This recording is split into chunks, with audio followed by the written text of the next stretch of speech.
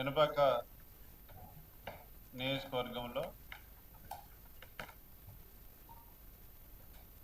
ఓడిపోయినటువంటి MLA రేగ కాంతారావు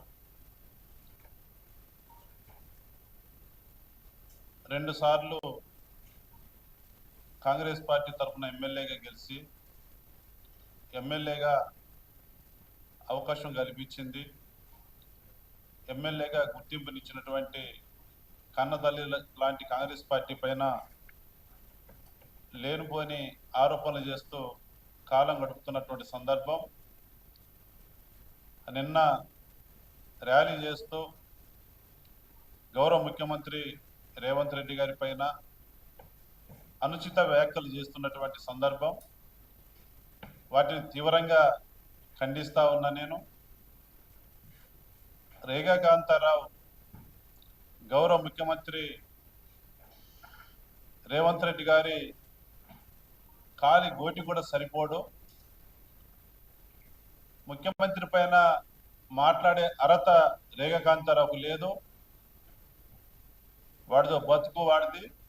చిల్లర నాయకుడిలాగా ప్రవర్తిస్తూ గౌరవ ముఖ్యమంత్రి గారి పైన ఆరోపణలు చేయడం దుర్మార్గం.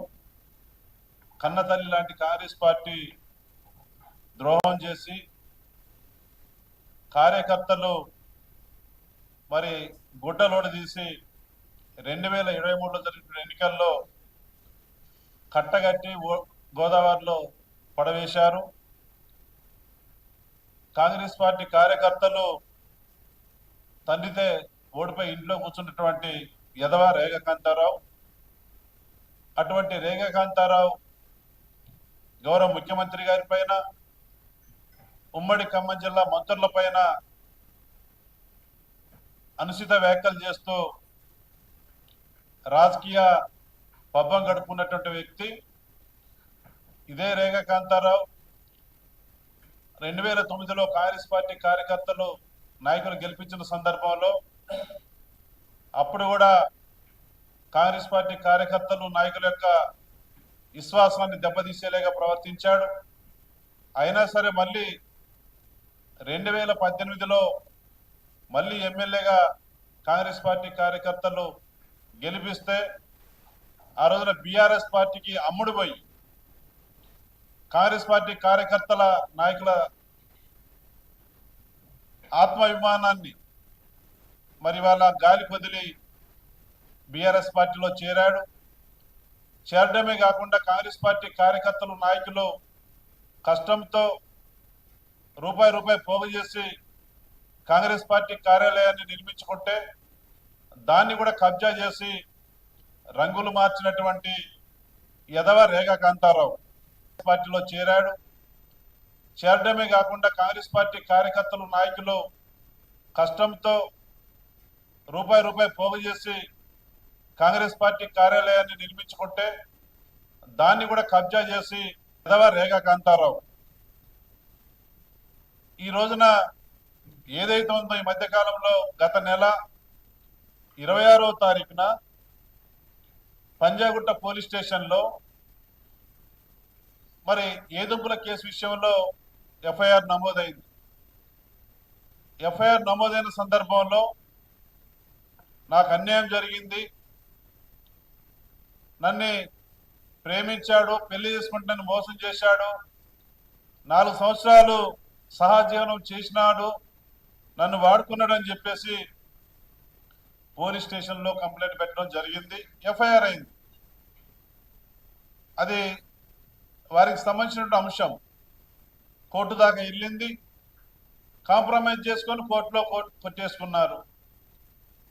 ఆ కేసుకు సంబంధించి నిన్న పెనపాక వచ్చిన సందర్భంలో మరి ఏదో గొప్ప విజయం సాధించినట్టుగా నిన్న ర్యాలీ చేస్తూ రంగులు పూసుకుంటూ టపాసులు కాల్చుకుంటూ మరి బ్యాండ్ మేళాలతో ఊరేగింపు చేసినారు. ఏదో ఘనకార్యం సాధించినట్టుగా పెనుపాక నియోజకవర్గ ప్రజలందరూ కూడా సిగ్గుపడుతూ ఉన్నారు, నవ్వుకుంటా ఉన్నారు. మొన్న ఎన్నికల్లో తరిమి కొట్టారు, గొయ్యి తీసి బొంద పెట్టినారు రేగ కాంతారావుని. ఇవాళ అటువంటి రేఖా కాంతారావుకు పినపాక నియోజకవర్గంలో మళ్ళీ ఛాన్స్ లేదు. మొన్న ఎన్నికల్లోనే రేవంత్ రెడ్డి గారి సునామీలో కొట్టుకుపోయినోడు, అడ్రస్ గల్లంతైంది, ప్రజలు బొంద పెట్టారు. మళ్ళీ వాళ్ళ కారుకూతలు కూస్తా ఉన్నాడు. భవిష్యత్తులో మీ ద్వారా నేను భవిష్యత్తులో రేఖా కాంతారావు కాదు, కామాకాంతారావు, రేగా కామాకాంతారావు పేరు పెట్టాలి. ఇవాళ పినపాక నియోజకవర్గంలో మొలక ఎత్తనీయం. రాబోయే రోజుల్లో కాంగ్రెస్ పార్టీ కార్యకర్తలు నాయకులు సిద్ధంగా ఉన్నారు. ఇటువంటి చిల్లరగాళ్లకు పినపాక నియోజకవర్గంలో స్థానం లేదు. మరి ఇవాళ ఆస్తుల గురించి మాట్లాడుతున్నాడు. మరి ఇవాళ ఈ ఎదవ ఆస్తులు ఎవరికి కావాలి, ఎవరు అడిగారు, ఏదో పంచుతారని చెప్పేసి పెద్ద పెద్ద పెద్ద మాటలు మాట్లాడుతూ ఉన్నారు. ఇరిటేషన్లకు పోయి మతి సీమితం కోల్పోయి మరి ఈ రకంగా మాట్లాడుతున్నటువంటి సందర్భం. మరి ఇవాళ గతంలో ఎమ్మెల్యేగా ఉన్నప్పుడు భూదందాలు చేసినాడు, ఇసుక మాఫియా, మట్టి మాఫియా, గ్రావెల్ మాఫియా, మరి భూ కబ్జాలు, సెటిల్మెంట్లు, గంజాయి చేసే వాళ్లకు ఎంకరేజ్మెంట్, గంజాయి చేసుకునే వాళ్ళకు పార్టీలో స్థానం కల్పించాడు. అటువంటి దిక్కుమాలిన ఎదవ ఈ రేగా కామాకాంతారావు అని చెప్పేసి ఈ సందర్భం మీ ద్వారా నేను తెలియజేస్తా ఉన్నా. మళ్ళీ చెప్తా ఉన్నా, వేదిక మీద నుంచి మా ముఖ్యమంత్రి గారి పైన, మా ఉమ్మడి ఖమ్మం జిల్లా మంత్రుల పైన ఇంకోసారి నోటికి వచ్చినట్టు ఇష్టం వచ్చినట్టు మాట్లాడితే మా పార్టీ కార్యకర్తలు నాయకులు ఉరికిచ్చి గెదిమిచ్చి కొడతారు. మొన్న ఎన్నికల్లోనే నీ బట్టలు ఉడదీశారు, బట్టలు ఉడదీసి బొంద పెట్టారు, ప్రజలు కూడా చీకొట్టారు. అయినా ఇంకా సిగ్గురాల. ఏ ముఖం పెట్టుకొని వచ్చాడు, మన ర్యాలీలు చేస్తున్నాడు, టపాసులు కాల్చుకుంటా ఉన్నాడు. ఒక అమ్మాయిని 4 సంవత్సరాలు రిపోర్ట్ ఇచ్చింది, ఎఫ్ఐఆర్ అయింది. 4 సంవత్సరాలు నన్ను వాడుకున్నాడు, నన్ను పెళ్లి చేసుకుంటానని నమ్మించాడు అని చెప్పేసి అమ్మాయి కంప్లైంట్ ఇచ్చింది. వారు చూసుకోవాలి. అది రాజకీయాలకి ఏం సంబంధం? ఏదో రాజకీయ కుట్ర చేస్తున్నారంట. వీడేదో పెద్ద పోటుగాడు, ఎక్కడి నుంచి దిగి వచ్చాడు. వీడు మొన్న ఎన్నికలు సిత్తుగా ఓడిపోయినాడు. ఇటువంటి దిక్కుమాలినోడు, చేతగాని ఎదవ, పనికిమాలిన మాట్లాడి ఈ రేఖా కాంతారావు గట్టిగా చెప్తా ఉన్నా నేను, నీ స్థాయి, నీ బతుకు, నీ జీవితం అంతా పినపాక నియోజకవర్గ ప్రజలకు తెలుసు. నువ్వు ఎన్ని కారుకూతలు కూర్చున్నా, ఎంత మురిగినా నీ అడ్రస్ గల్లంతైంది. మొన్న ఎన్నికల్లోనే మా ముఖ్యమంత్రి గారి సునామీలు నువ్వు కొట్టుకుపోయినారా బాబు. అడ్డుగోలు మాట్లాడకు. ఇవాళ ప్రజాప్రతినిధి అనేటోడు ఇవాళ ఆదర్శంగా ఉండాలి యువతకి, ప్రజలకి. ఈయన చేసినట్టు ఫామ్ హౌస్ లో అడ్డంగా దొరికిపోయిన 100 కోట్లకు అమ్ముడుపోతూ, మొన్న నీ మీద ఒక అమ్మాయి మరి ఇవాళ ఆగం చేస్తే మొన్న కేసు పెట్టింది. ఇంకా అనేక అక్రమాలు, దుర్మార్గాలు నీ పైన ఉన్నాయి. నేను వట్టిగానే వదిలిపెట్టాం. కాంగ్రెస్ పార్టీ కార్యకర్తల పైన, నాయకుల పైన, మా ఉమ్మడి ఖమ్మం జిల్లా మంత్రుల పైన, మా గౌరవ ముఖ్యమంత్రి రేవంత్ రెడ్డి గారి పైన ఇక నుంచి ఊరుకునేది లేదు. ఓపిక పెట్టినాం. అడ్డుగోలి మాట్లాడితే ఉరికిచ్చి గెది కొడతాం, కాన్స్టిట్యూన్సీలో లేకుండా చేస్తామని చెప్పేసి మీ ద్వారా హెచ్చరిక చేస్తా ఉన్నాను. బినామీలకు మారిపేరు ఈ కామాకాంతారావు. బినామీలకు మారిపేరు. ఒరిజినాలిటీగా ఉండాలి. రెడీమేడ్గా వచ్చినాడు. రెడీమేడ్గా వాడు ముఖం తెలియదు. కాంగ్రెస్ పార్టీ టికెట్ ఇచ్చింది 2009లో. వాడి ముఖం తెలియకపోయినా ఆనాడు ఉన్నటువంటి ఉమ్మడి ఆంధ్రప్రదేశ్ లో వైఎస్ రాజశేఖర రెడ్డి గారు ముఖ్యమంత్రిగా ఉన్నప్పుడు వారు చేసినటువంటి సంక్షేమ కార్యక్రమాలు, అభివృద్ధి కార్యక్రమాలు కాంగ్రెస్ పార్టీ నాయకులు, కార్యకర్తల శ్రమతో ఆ రోజున గెలిపించారు. అభ్యర్థి ఎవరు తెలియదు, కాంగ్రెస్ పార్టీని చూశారు. కాంగ్రెస్ పార్టీ నాయకులు కష్టాన్ని చూసి ఆ రోజున గెలిపించారు. ఆ రోజున కూడా నాటకాలు ఆడినాడు. రెండోసారి గెలిపిస్తే పార్టీ ఆఫీసుని, కన్నతల్లి లాంటి పార్టీ ఆఫీసుని కూడా కబ్జా చేసినటువంటి దుర్మార్గుడు, నీచుడు, లపోటకోరు ఈ రేఖా కాంతారావు. ఈ వాడి గురించి ఎంత తక్కువ మాట్లాడితే అంత మంచిది. వాడు బినామీలు తప్ప వాడి బతుకంతా బినామీలు, నీచమైన బతుకు, దుర్మార్గమైన బతుకు, గౌరవం లేదు, విలువలు లేవు. అటువంటి కామాకాంతారావు ఇవాళ మా ప్రభుత్వం పైన, మా ముఖ్యమంత్రి గారి పైన, మంత్రుల పైన విమర్శ చేయడం అనేది చాలా తీవ్రంగా ఖండిస్తా ఉన్నా. ఇక నుంచి ఊరుకునేది మళ్ళీ చెప్తా ఉన్నా, గెదిమి కొడతా వాడిని. ఎక్కడెక్కడ ఏమున్నాయో ప్రజలందరికీ తెలుసు, నియోజకవర్గ ప్రజలకు వాడి బతుకు తెలుసు, వాడి జీవితం తెలుసు. వాడు మొన్నటిదాకా కేసు పెడితే పారిపోయినాడు, మొన్న వచ్చి సంబరాలు చేస్తున్నాడు. దేనికి సంబరాలు? కాంప్రమైజ్ అయినందుకు అమ్మాయి దగ్గర పోయి టపాసులు కాల్చుకోవాలా, అమ్మాయికి రంగులు ముయ్యాలా, అక్కడ బ్యాండ్ మేళాలు పెట్టుకుని ఊరేగాలు కానీ ఆడికొచ్చి ఏదో ఉత్తరించినట్టుగా సిగ్గు లేకుండా ఏ ముఖం పెట్టుకొని వచ్చింది, ఏ ముఖం పెట్టుకొని ఊరిగింపు చేస్తున్నాడు, దేనికోసం చేస్తున్నాడు? అమ్మాయిని మోసం చేసిన వాళ్ళ కోసం వాడుకున్నానని ర్యాలీ చేసిండా, టపాసులు కాల్చిండా, బ్యాండ్ మేళాలు పెట్టుకున్నాడా? దేనికోసం పెట్టుకున్నాడు? సిగ్గు శరము లజ్జ లేనటువంటి వ్యక్తి ఈ రేగ కాంతారావు, మారు పేరే కామాకాంతారావు. ఇవాళ ఏదైతే ఉందో కబ్జాల కాంతారావు, దగురుబాజీ కాంతారావు. రేవంత్ రెడ్డి గారికి కాలం చెల్లింది. ఇక కింది నుండి మీది దాకా సోషల్ మీడియా కార్యకర్తల దగ్గర నుండి మన అధినాయకుడు కేసీఆర్ గారు, కేటీఆర్ గారు, హరీష్ రావు గారి వారికి కూడా, అట్లాగే నాలాంటి ఎమ్మెల్యేలందరినీ కూడా జైల్లో పెట్టాలి, తద్వారా కార్యకర్తల్ని బెదిరించాలి, భయాన్ని సృష్టించాలి, తద్వారా లాభం పొందాలనేటువంటి ప్రయత్నంలో భాగంగా మరి పైచాచిక ఆనందం కోసం ఒక 25 రోజులు నేను మరి బయట ఉండాల్సినటువంటి పరిస్థితి వచ్చింది. ఆ పైశాచిక ఆనందం పొందినారు కానీ చివరికి గెలిచింది న్యాయమే గెలిచింది. ఇది కేవలం హింట్ మాత్రమే, హెచ్చరిక మాత్రమే. గులాబీ సైనికుల దండు కలుగుతుంది. రేపు 28, 29లో జరిగేటువంటి ఎన్నికల్లో డిపాజిట్లు కూడా కోల్పోవడం ఖాయం.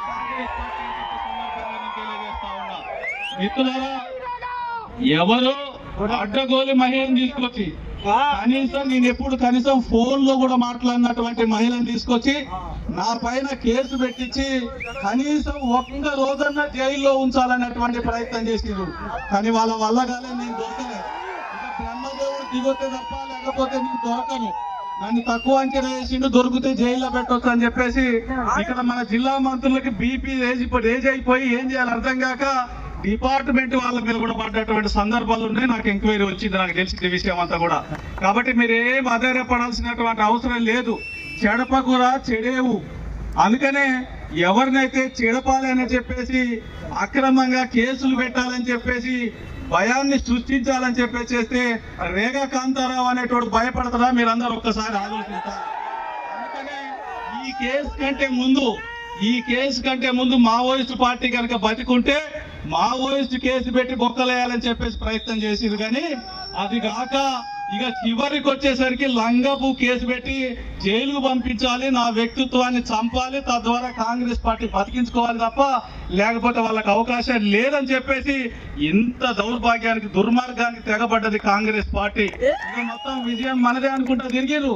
రేపు చెప్తా ఉన్నా, చివరికి 2018లో అత్యధిక మెజారిటీతోని డిపాజిట్లు రానియకుండా కాంగ్రెస్ పార్టీని ఓడించకపోతే ఒక్కసారి మీరందరూ ఆలోచించండి. నా మీద నమ్మకం పెట్టుకోండి. 100% మీరు అన్నట్టుగా ఎవరిని మీరు అడ్డుగోలుగా మాట్లాడద్దు, సోషల్ మీడియాలో అడ్డుగోలుగా పెట్టద్దు. కొద్దిగా సమయం మనం పాటించండి. న్యాయమూర్తులం కాదు మనం శిక్ష విధించడానికి, మన న్యాయమూర్తులం కాదు కాబట్టి కాలానికే వదిలేద్దాం. కాలం ఎవరిని తప్పించుకొని పోవడానికి అవకాశం లేదు. కాలానికి వదిలేద్దాం, తప్పకుండా శిక్ష పడుతుంది. ఏ ఒక్కరిని వదిలిపెట్టే అటువంటి ప్రసక్తే లేదు. దాని సంగతి ఏందో నేను చూసుకుంటా. మీరు తొందరపడొద్దు, దయచేసి తొందరపడొద్దు. ఇంకొక 2 సంవత్సరాలు మాత్రమే. 2 సంవత్సరాలు మీరు ఓపిక పట్టండి. జనవరి నుండి కథ చెప్తా, నేను రంగంలో దిగుతా. జనవరి నుండి మీరు 4 నెలలు మనకి పార్టీ నిర్మాణం చేసుకుందాం. సైనికులు లాంటి కార్యకర్తల్ని రంగంలోకి దించుదాం. ఎట్టి పరిస్థితుల్లో వదిలిపెట్టే ప్రసక్తే లేదు. శంకరగిరి మాన్యాలు పట్టేంత వరకు ఎవరైతే అధికారులు పబ్బం గడుపుకోవడానికి యాక్టింగ్ చేసే అధికారులు కావచ్చు, అట్లాగే మన పైన కంప్లైంట్లు ఇచ్చి భయోత్వాతాన్ని సృష్టించాలంటే కాంగ్రెస్ కార్యకర్తలు ఎవరైతే ఉన్నారో వాళ్ళ సంగతి నేను చూసుకుంటా. మీరేం అడ్డుగోలుగా మాట్లాడొద్దు. ఎందుకురా నాయన రేఖాకాంతారావు జోలికి పోయినా ఇయ్యాలని చెప్పేసి జీవితాంతం బాధపడే విధంగా సంగతి ఏదో నేను చూసుకుంటా. మీరు ఎవ్వరు అధైర్యపడాల్సినటువంటి అవసరం లేదు. మీ రేగా కాంతారావు అనేటువంటి క్రమశిక్షణ కలిగినటువంటి కేసీఆర్ గారి శిష్యుడు, ఎటువంటి తప్పు చేయడు. ఒక్కసారి మీరందరూ కూడా గుండె మీద చేసుకొని ఇక్కడ అరిస్తే అక్కడ రేవంత్ రెడ్డి లండన్ నుండి తిరిగి వచ్చిండు. అడవుడిగా ఏమైతుందో ఈ రాష్ట్రంలో ఉంటుందో పోతుందో గవర్నమెంట్ తిరిగి వచ్చిండు. కుర్చీ మీదకెళ్ళి ఎగిరి పడాలి. రేగా కాంతారావు కోసం పోయినసారి వచ్చి ఇక్కడ ఎన్నికల ముందు వచ్చిండు. 2 రోజులు పడుకుంటే కూడా ఒక్కడు రాలే, ఇంతమంది కూడా రాలే. లాస్ట్కి వస్తారు అంబేద్కర్ సెంటర్కి వచ్చి రేగా కాంతారావుని గుడ్డలోడ తీస్తా అన్నాడు కదా. రేపు మిమ్మల్ని గుడ్డలోడ తీసి 4.5 కోట్ల ప్రజాధికం తన్నడానికి సమయం ఆసన్నమైందని చెప్పేసి ఈ సందర్భంగా నేను తెలియజేస్తా ఉన్నా. మీరు ఎవరో అడ్డపడాల్సినటువంటి అవసరం లేదు. ఇదే ఊపుతో ముందుకు పోదాం. మీ రేగా కాంతారావు అనేటువంటి తప్పు చేయలేదు కాబట్టి అక్కడ మనం నిరూపించుకున్నాం న్యాయస్థానంలో. ఫస్ట్ డేనే ఇటువంటి FIR మీద ఛాలెంజ్ చేసినటువంటి మొగోడు రేగా కాంతారావు కాబట్టి FIR తప్పుడు FIR అని చెప్పేసి FIR కొట్టేసినటువంటి పరిస్థితి. ఇది చరిత్ర అని చెప్పేసి ఈ సందర్భంగా నేను తెలియజేస్తూ, మీరందరూ కూడా బండ్లు వేసుకొని ఇమీడియట్ గా అందరూ కూడా ముందుకు సాగాలి. ఇమీడియట్ గా అక్కడ పెద్ద ఎత్తున ర్యాలీ ఉంది. అక్కడ చాలా మంది వెయిట్ చేస్తా ఉన్నారు. వర్షం కూడా సహకరించింది, వరుణ దేవుడు కూడా సహకరించిండు. వెంకటేశ్వర స్వామి ఆశీస్సులు మనకి మెండుగా ఉన్నాయి. కేసీఆర్ గారి ఆశీస్సులు మనకి మెండుగా ఉన్నాయి. జై తెలంగాణ, గట్టిగా రావాలి. జై తెలంగాణ. రేవంత్ రెడ్డి కుర్చీలకి వెళ్ళి ఎగిరి పడాలి, అట్లా అరవాలి. జై తెలంగాణ, కేసీఆర్ గారి నాయకత్వం, జై తెలంగాణ, జై తెలంగాణ. ముందుకు సాగండి, అందరూ కూడా ముందుకు సాగండి.